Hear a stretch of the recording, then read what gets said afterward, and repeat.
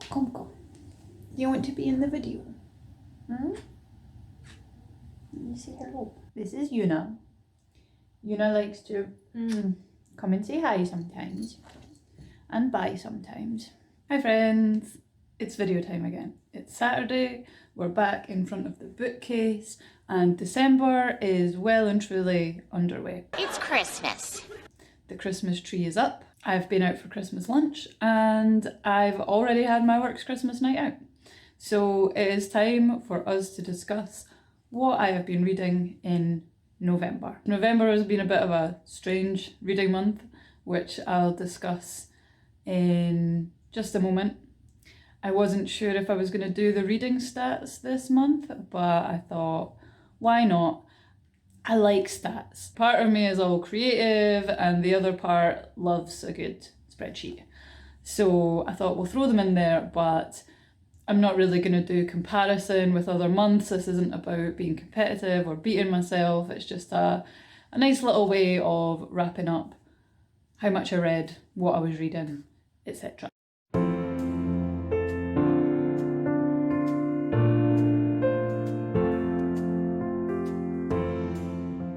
I did not have a formal TBR for November. I didn't say these are the books I'm going to read. However, I did know that I was going to read the 6 books on the Booker Prize shortlist for my video that I did. So I suppose you could say that that was my TBR, was 6 books. I actually read 8 books. All of those books on my TBR were part of those 8 books, so my TBR completion was 100%. My total pages read were 2,524. That's an average number of pages per book of 316. Average number of pages per day was 84, although that's not a very accurate representation because I read 6 of those books in about 8 days and the other 2 over the other 22 days. My average rating per book was 3.9, which is actually the exact same as last month, which I thought was interesting. My ratings, there were 1 3-star book, 2 3.5-star books, 3 4-star books, 1 4.5 star, and we had a 5-star book this month. They were all written by entirely new authors to me. I had never read anything by them before, and 6 of them were literary fiction and 2 of them, I suppose you would call them both adult fiction, although one of them, I'm not entirely sure that's a correct genre, but that's what it's marketed as. So yeah, 6 literary fiction, 2 adult fiction, and those are my reading stats. So as I said, I read 6 of these books in about 8 days, I think it was, 8 to 10 days for one video, and the idea was to read them all in a week. I had a week off work in November and I was going to read them all in a week and make a I read 6 books in a week reading vlog and track how many pages I read per day and talk about them as I was reading them and then do a bit of a review at the end. Now, that is not how the video turned out. If you like, you can watch my Booker Prize shortlist video. I will link it up here. In that I talk about why I thought the format that I'd chosen was a bad idea. Definitely for the level that I'm at just now, it still takes too much bandwidth for me to make videos, for me to be able to read that intensely and not just read 6 books, but 6 literary fiction books that make you think things and do that all in a week and film it. It was just far too much. But why I thought about it is because I see all these videos, I see all these, I read X number of books in a week, and it's the competitive nature of BookTok and BookTube and Goodreads setting a number of books that you want to read as a challenge. And I found myself getting swept up in that, and that is something that I don't particularly want to do. Like, I think it's good to challenge yourself, but what I definitely found when trying to read these books in such a short space of time is that the books suffered. The books suffered from it. They didn't get the time or the attention that they deserved. I probably rated them lower than I might have if I had the time to actually sit with them and read them slowly and really take them in. So I'm not saying it's not something that I will never do again, but certainly not for a while. And I really just want to focus on enjoying books. It's not just about reading books, it's about enjoying books. Like, why would I want to start a booktube channel just to talk about books that I didn't enjoy because I tried to read them too quickly? So those are my thoughts, at least. Because I have made that video, I am not going to talk about those 6 books really in this video. So to be honest, this video is really more just about 2 books. So just quickly to run through them, I'll give you the ratings. Study for Obedience by Sarah Bernstein, I gave this a 3.5. Western Lane by Chetna Maroo, I also gave this a 3.5. This Other Eden by Paul Harding, I gave this 4 stars. If I Survive You by Jonathan Escoffery, I also gave this 4 stars. The Bee Sting by Paul Murray, this was amazing, this was so good. I gave this a 4.5, it just missed out on being 5 stars. And Prophet Song by Paul Lynch, I gave this 5 stars, this was my favourite of the 6. This is who I would have given the Booker Prize to, and funnily enough, he won the Booker Prize. So it annoyed me a little bit that everyone kept saying that, oh, it's such a book for 2023 because of the situation in Gaza, with Israel and Palestine, and the things that we're seeing on the news. I get that it's very relevant just now.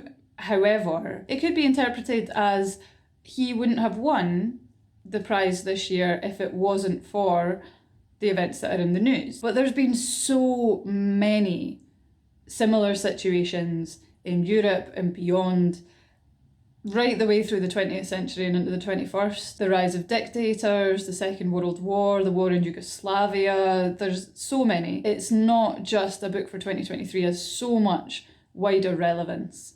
So if you picked any of these books, I would read these 2 at least, but this was my favourite. And as I said, if you want to see the full video, if you want to see my full thoughts, that is on my channel, you can go and watch that. So, on to the books that I haven't spoken about before. So we only have 2, they are both adult fantasy. However, this first one I would argue is kind of just YA masquerading as adult fantasy, but we'll get into that. So, this is Nettle and Bone by T. Kingfisher. This won the Hugo Award this year, and the last few books that I've read that won the Hugo Award I completely fell in love with, so I wanted to pick this up and give it a go. So in this book we follow Mara. She is a princess of a small kingdom of strategic importance. It has a harbour that the larger kingdoms to the north and the south both want to control.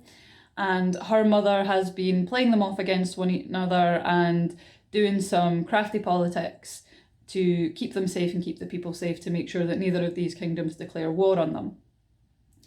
And one of the things that she does in order to do this is she marries off, she has 3 daughters, 3 princesses, of which Mara is the youngest, and she marries off the oldest daughter, Damia, to Prince Vorling of the Northern Kingdom. And very quickly, Damia comes back dead. There was an accident, and her next sister, Kania, is married off to him instead. Now, Vorling is obsessed with lineage and making sure that his children inherit both thrones. So he says to Mara's mother, the queen, he wants Mara to go to a convent. He doesn't want her getting married, he doesn't want her having children. So Mara goes off to the convent. She actually quite likes it, and she's there for, I think it's like 15 years. She's 30 years old when the story takes place. And she realises that her sister's death was not an accident, that Kania, her second sister, is being tormented and abused by this prince. And since no one will help her, her mother knows about it, the queen knows about it, she can't do anything because of the political situation. So Mara decides, fuck this, I'm going to go get help from a grave witch. The grave witch sets her some impossible tasks. She has to create a cloak of owl cloth and nettle thread, I think it is. She has to build a dog out of bones, which, by the way, Bone Dog, best character in the whole book.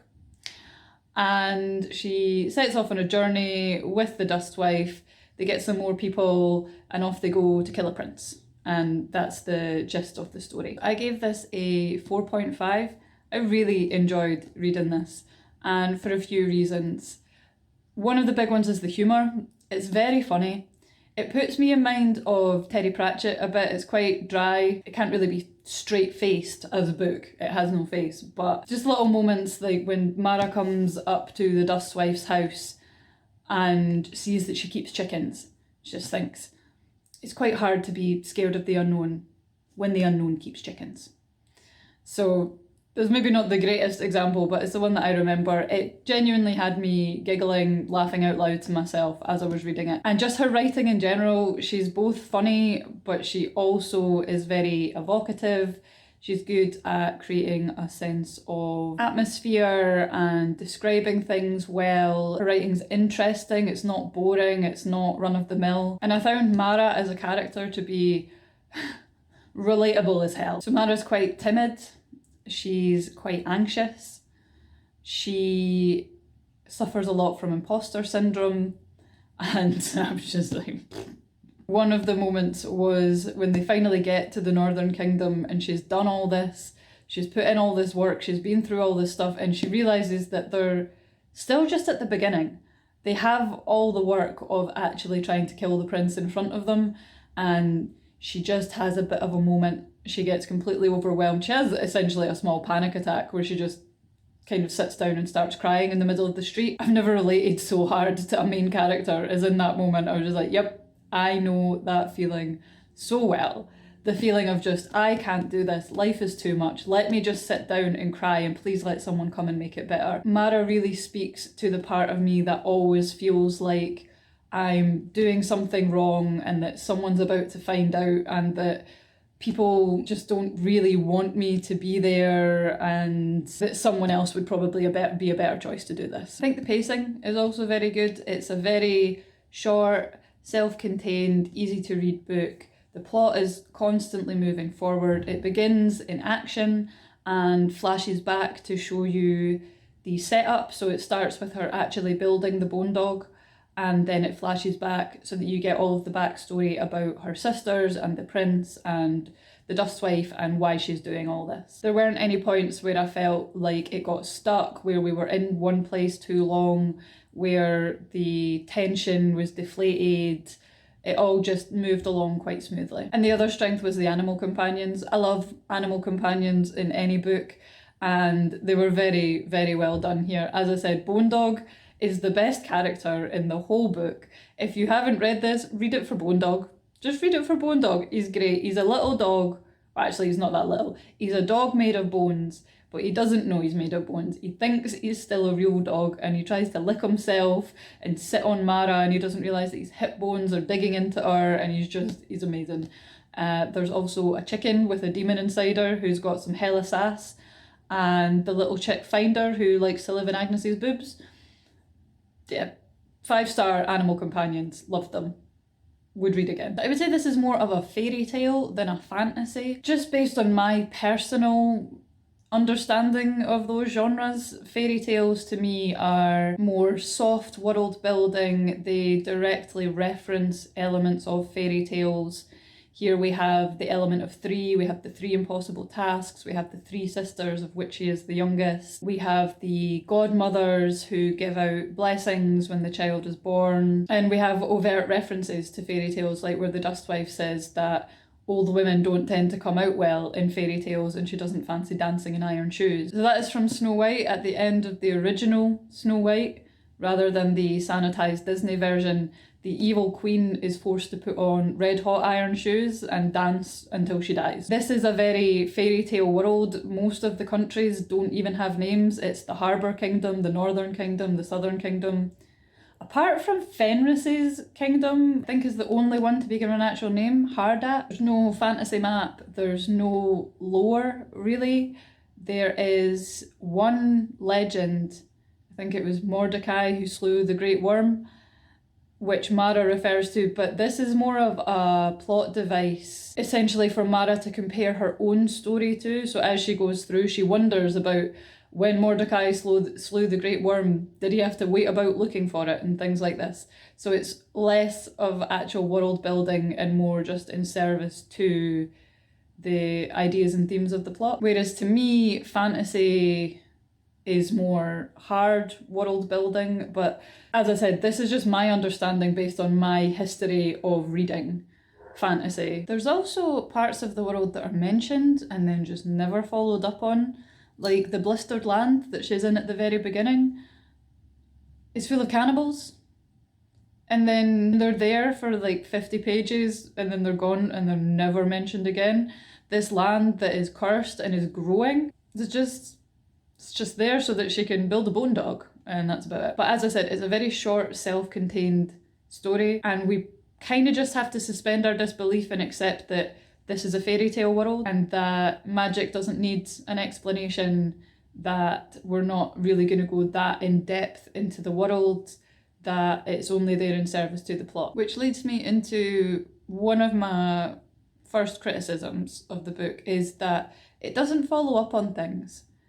It doesn't follow up on the cannibals, it doesn't follow up, I don't want to spoil anything, but when we're coming up to the climax of the book, when they are engaged in the really important part where it's going to allow them to be able to kill the prince, they're basically trying to get rid of his protection, something happens which to me feels like a little bit of a deus ex machina, which is where an author uses an unexpected power or event to save a seemingly hopeless situation. Now, it is foreshadowed slightly, but it's never explained, because literally the book could not have come to the conclusion that it did without this thing happening, and it's never it's just never explained. It's just like, oh yeah, and then this thing happened, and I don't need to explain it. So that really niggled at me. I felt like that was just a bit of a letdown, getting quite near to the end. And kind of linked to that is the shallow way that the themes are treated, I feel. So this book mentions some very heavy and dark themes.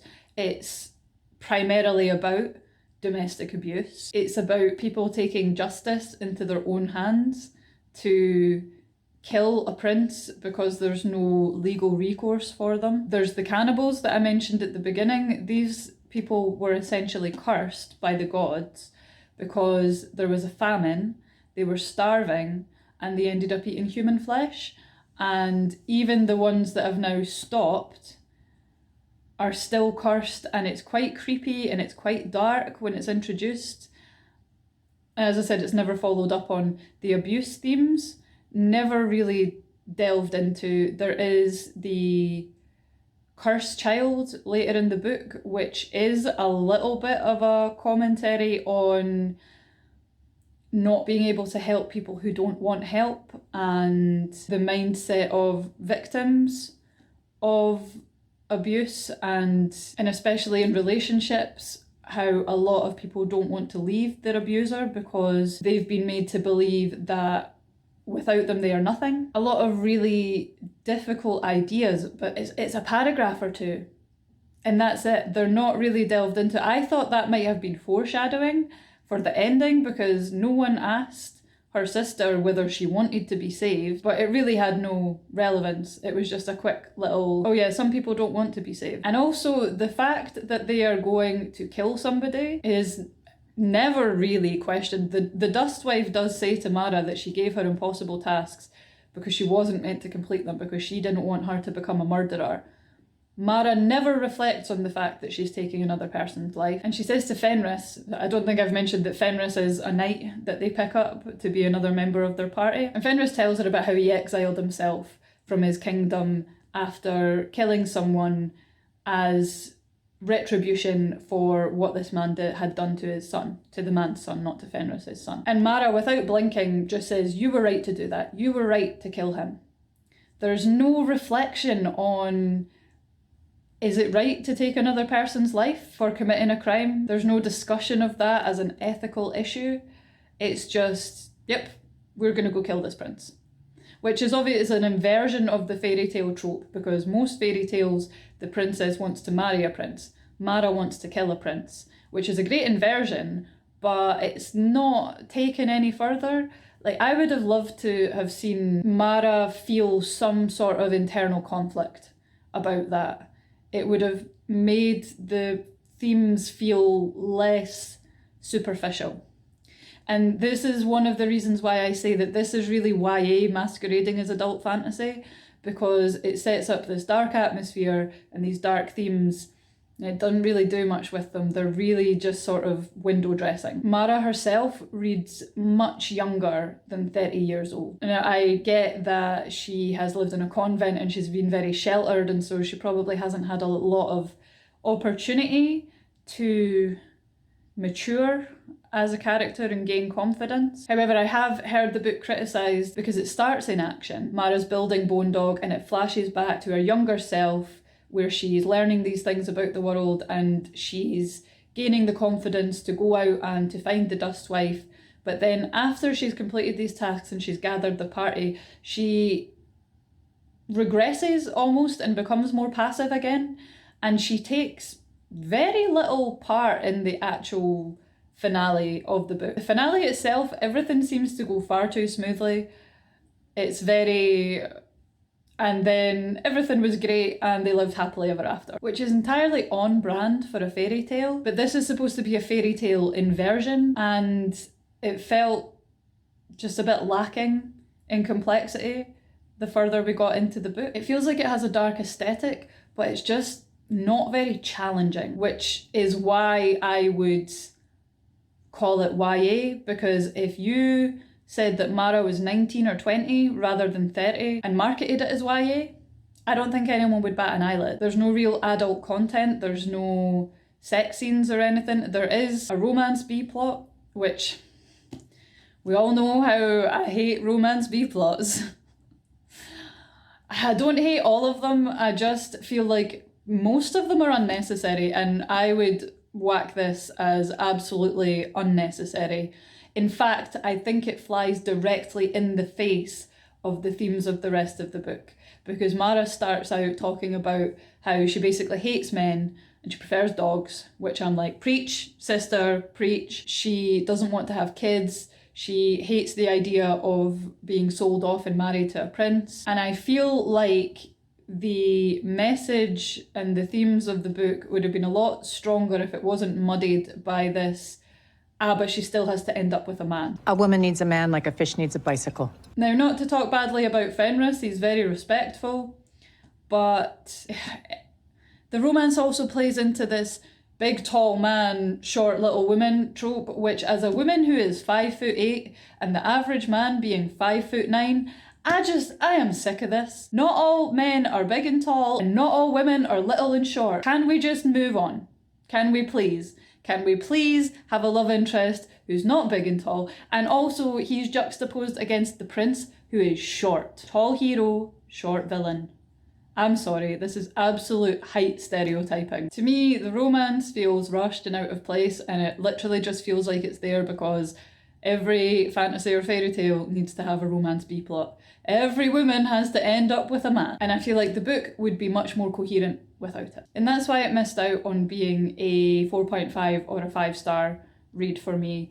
It's just not complex enough to really hit that spot that I'm looking for in my 5-star books, where it's entertaining, but it's also evocative and difficult, or it makes you feel things or think about things in a different way. It just doesn't have the depth to it that I'm looking for a 5-star. So it's entertaining, it's funny, it's light-hearted despite the dark aesthetic and the supposedly dark themes. I understand why it won the Hugo Award, but compared to other books that I've read that won the Hugo Award, like the Broken Earth trilogy by N.K. Jemisin or the Three Body Problem trilogy by Cixin Liu. This was not up to the same standard as those books. Those books were deeper and more complex and made me think about things in ways that this just didn't. So it wasn't bad, it was really good actually. It just missed the mark slightly for being a 5-star. Okay, so now we come to the last book that I finished reading in November, and the reason why I've been putting off filming this video. So normally I film a week ahead and then I edit over the week and I post on the Saturday. This is being filmed on the Saturday morning that it's meant to go up because I just did not know how I was going to talk about this book. When I finished reading it, I had some thoughts and then I let myself calm down a little bit and reflect, and I just really did not know what I was going to say about it. But I have to say something, so we're just going to have a go and see how it goes. So the last book that I finished reading was She Who Became the Sun by Shelley Parker Chan. So this book is a Sunday Times #1 bestseller. It has a lot of rave reviews. A lot of people love it. I am one of those who don't really get the hype. However, I can understand why this book is important to a lot of people. So this book is a retelling of the history of the first emperor of the Ming dynasty in China, which was the dynasty that overthrew the occupying Mongolian forces who had ruled China for a long time at that point. My Chinese history is not great. Please correct me if I get anything wrong. I'm also going to do my best to pronounce the names. I also apologise if I butcher those. My knowledge of Chinese pronunciation is very shaky at best. The book begins in a small village during a famine. We meet the main character, who is a young girl who is one of the only surviving female children because all of the food is being given to the male children who are seen as more important, and she already has this survival instinct of, if I want to live, I need to look after myself. So she's going out hunting, she's managing to catch lizards and things like that to eat. But when she goes home, her brother has this entitlement as a man, that, well, as a boy, that he can demand of her anything that she has found or that she has caught. And this is one of the main themes of the book, is gender. I believe Shelley Parker Chan is non-binary. I will do my best to refer to them as they, them. I did assume from the name when I first picked up the book, and I wasn't aware that they were female. So that initial impression, sometimes I do refer to them as her. So I apologise for that in advance if I do. So right from the start, we're being shown this gender imbalance in medieval China. The father takes his son to a fortune teller and asks, what is my son's future? And the fortune teller is like, whoa, amazing. Thank you so much for letting me meet your son. He is going to be great. There's no specifics given. He's just told, your son will be great. His dad's like, yes, I knew it. Knew my son was going to be great. Then they're leaving and the daughter's just like, hey, what's my fate? They're like, you got none. You got nothing. Your fate is nothing. But shortly after this, bandits come to the village. The father is like, hey, we don't have food, but do you want my daughter? And they're like, nah, your daughter ugly. She's skinny and ugly. We don't want her. So they kick the father to death. And then her brother, Zhu Chongba, he just straight up gives up living, just lies there and decides he's going to die. So her brother and her father are both dead, and she decides that she is going to take up her brother's identity. She is going to become Zhu Chongba and head to the monastery that he was supposed to enter. And off she goes. She sits outside the monastery for days and days, and eventually they let her in. She lives in the monastery for several years, which is covered quite quickly in the book. It's then burnt down by an enemy general of the Great Yuan, the Mongols, who is named Ouyang. he is a eunuch. So they both occupy this sort of liminal space in between genders, and so they are set up as foils to each other. He's the antagonist, Ju Chongba is the protagonist, and they have this strange connection throughout the book because of it. When Ouyang burns down the monastery, Chu realizes that she needs to go out into the world to claim her fate of greatness. She ends up joining the Red Turbans, who are the rebel forces, and she works her way up through them through various events. She's shown to be ruthless in pursuit of her fate and her greatness. She's not I'm not entirely sure if I should refer to her as she, because during the book she does come to this realization that she is not really male or female, but Chu marries a woman who knows that they were born biologically female, called Ma Shuying, and Ma is meant to be the opposite of Chu, highly empathetic, wanting to give mercy, wanting to be kind, and Chu says that they need that to counterbalance their own pursuit of their fate at the expense of everything else. To be honest, it's quite hard to give a brief synopsis of the book without spoiling too much, because the plot is aiming to be this grand military epic inspired by Chinese historical dramas. However, I think for a first novel, Shelley Parker Chan has maybe been biting off a bit more than they can chew when it comes to their skill, not necessarily as a writer, but as a storyteller. The way I look at it, there's two main aspects to writing a good novel. We talk about the craft of writing, but really how I think about writing is on the sentence level, on the word level. It's the imagery, it's the poetics, it's the really granular, small building blocks that make each sentence and each passage interesting. However, there's the bigger overarching skill of storytelling, which is things like your 3-act structure, your 5-act structure, your pacing, your events and what order they come in, and how you show the relationships, and whether you're telling or showing, because obviously that's the big tagline for writing is show, don't tell, which is a little bit reductive because sometimes you have to tell and sometimes telling is preferable. But in general, you're going to connect more with a character or with a relationship if it's shown to you rather than just told. What I think Shelley Parker Chan is aiming for in this book is ambitious. I think their writing is good. I think the imagery is wonderful, apart from some rather strange similes. In general, the writing is very good.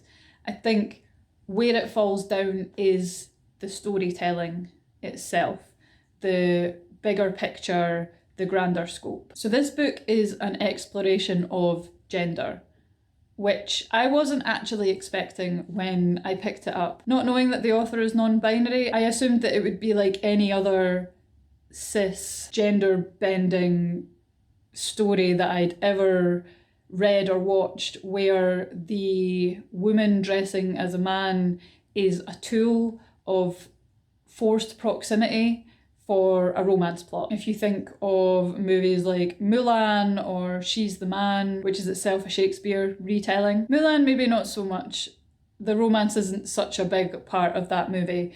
However, it's quite big in anime and fan fiction. So when I was a teenager, I enjoyed anime like Ouran High Host Club. It was actually one of my favourite romance tropes because it allowed the female protagonist proximity to the male love interest without them knowing that she was female, and in so protecting her from being treated as female. Which, if you think about it, the fact that that is a popular trope really says something about gender dynamics, that women feel the need, or that women have the fantasy of adopting the facade of the opposite gender in order to be protected from how men will look at them and treat them. But that's a whole other video in itself, talking about that. But that's essentially what I was expecting when I picked this up. So I was actually pleasantly surprised near the beginning when she's in the monastery, she meets her friend Shu Da, and they end up having to share a bed. And for me, I was like, oh, here it comes. He's going to be the love interest. No, no, no, no, no. He realizes that Chu was born female, but still considers Chu as a brother rather than a woman, which I thought was great because it flipped that expectation on its head. Now, I obviously, being a white cisgender heterosexual woman, can't really speak to the importance of this book if you are queer or trans or non-binary, or if you're part of the Asian diaspora or any of those elements combined. It's not something that you see a lot in mainstream fantasy, so I could see how this would be a very important book for those groups. And when something is important in that way, even if it has flaws, you don't really care about them that much. I think because this book doesn't have that importance to me, I judge it differently and probably more harshly. I really enjoy the message. I really enjoy the exploration of the gender themes, and I enjoyed having my expectations overturned. But at the same time, I think that this was maybe not the right story to use as a backdrop for exploring those themes. So I think this book suffers from pacing issues. I heard someone say in a video that the author didn't really want to write about the really violent or uncomfortable bits of war, which I can absolutely support. However, I think if you're writing an epic military story, which this is, because Shelley Parker Chan's chosen to rewrite the history of the first emperor of the Ming Dynasty, so it's constrained by the events of his life. There are certain things that have to happen. The way that he became emperor was through battle, through war, through conquer, and so they're writing a story about these things, but a lot of the impactful moments are really rushed and happen in a sentence or two, and what you're left with is a lot of build up and not a lot of payoff. So rather than a lot of peaks and valleys, it was pretty much just valley. it was all valley with some slight hills. There's build up to battles, and the battles are just over within a few sentences. It's just a bit slow, and I found it a little bit of a slog trying to read it, to be honest. The plot was also very contrived. There was a lot of coincidence, which I have been able to forgive in other books that have drawn me in more, but because this one felt like a bit of a slog, the coincidences and the contrivances just felt a bit more obvious and less forgivable. But now we come to the part that I don't know how to talk about, but I have to because it was so impactful on my overall enjoyment and rating of this book, and it's the sex scene. And I don't really know, I need to put it down, I need both hands for this. I don't really know how explicit I want to be, but let's take a step back. So, we know I'm not a great fan of romance, especially in fantasy, and I've talked about how it feels shoehorned in. That is not really the case here. I feel like the romance, I didn't really feel it. I didn't feel a connection to it. But I feel like it is part of the plot. I didn't feel like it was unnecessary. And obviously we have the historical restrictions, so it kind of needed to be there. But as I say, I'm not a fan of most romance in books, and I'm not really a fan of sex scenes in books.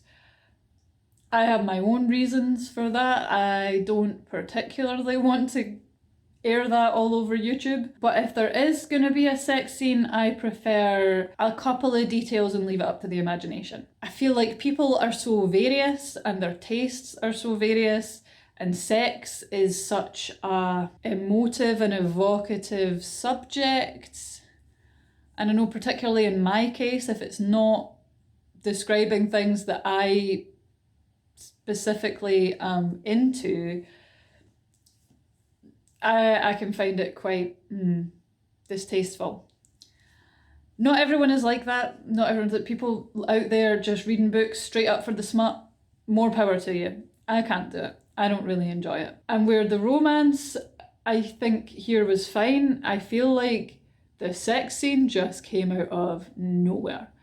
There was nothing. You are more than 3/4 of the way through the book and there has been nothing to prepare you for this. Nothing that hints that there's going to be a scene like this in this book. I think we had a kiss. And that was it. And then we are straight into, so there's a certain sexual act that involves your entire hand. I'm not trying to kink shame anyone. There are people out there that enjoy that, and that's great. I just don't want to read about it. I am incapable of emotional distance when I'm reading these kind of scenes. I cannot help but imagine if that was happening to me, and I was not okay after reading this scene. I'm not fucking okay. Let's just say that. I was not okay. In fact, I couldn't even read it. I got so far and then I skipped over the rest, and then I couldn't stop thinking about it for about 48 hours afterwards, and I was going to give the book 2 stars based on that scene alone. It was hovering about the 3.5 and I was going to cut it down to 2. And then I calmed down a bit. And I thought, okay, you know what, it's not to your taste. Let's try to be slightly more objective. I put it back up to 3 because I thought, you know what, I gave Popco 3 stars. No, I gave Popco 3.5 stars. And I felt like the books were kind of similar. They dealt with some big ideas and themes and discussed those, and I enjoyed that. But the plot and the pacing just really fell short. They just felt like they were kind of just there as a vehicle to discuss this stuff without much, not attention, but just without being able to stand on their own 2 feet, without being strong in themselves. So I thought that Popco was slightly better. So I thought that 3 stars was probably a fair rating, trying to take some of my emotion out of it. However, when we're reviewing books, we're doing so objectively, we're doing so based on emotion. There's only so objective you can be when you are discussing your subjective response to a book. And I think it is absolutely fair for me to knock this down because of that scene, because when you are writing a strong flavour like that, you have to accept that some people are not going to enjoy that. So overall, it was a 3 stars. I've read it, I've spoken about it, and now I'm going to put it behind me. And with that, we've reached the end of another video. So thank you. If you're here till the end, thank you so much for sticking around and listening to me just spout my opinions. I am hopefully getting back into the swing of things now after a little bit of a trauma. I think November was a bit of a traumatic reading month, to be honest. But it's behind us now. We're done. November is done. December is here. 2024 is coming. I've got new books. I've been reading more books. I've been enjoying them more. I've got some more manga. I'm excited to look back at 2023 in some coming videos, talk about my favourite books, my least favourite books, and just looking forward to a new year, a year of YouTube. 2024 is going to be the year of BookTube. So if you'd like to join me, then please feel free to like and subscribe, to stick around, and just thank you so much for being here, and I will hopefully see you in the next video. Bye!